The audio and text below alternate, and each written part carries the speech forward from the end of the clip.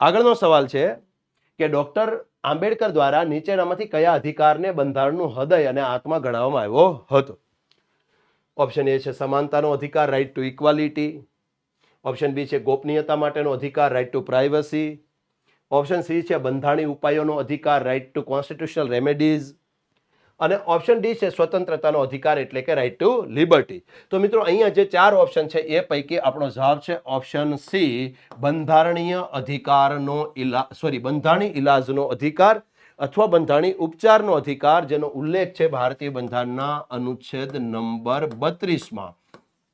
મિત્રો બંધારણના article number 32માં બંધારણીય ઇલાજ કે બંધારણીય ઉપચારનો અધિકાર આપવામાં આવેલો છે અને ડોક્ટર બાબા સાહેબ આંબેડકર દ્વારા બંધારણના આર્ટિકલ નંબર 32માં આપવામાં આવેલા અધિકારને બંધારણના આત્મા કે બંધારણના હૃદય સાથે સરખાવવામાં આવેલા હતા અને તેથી મિત્રો આપણો જવાબ છે ઓપ્શન સી.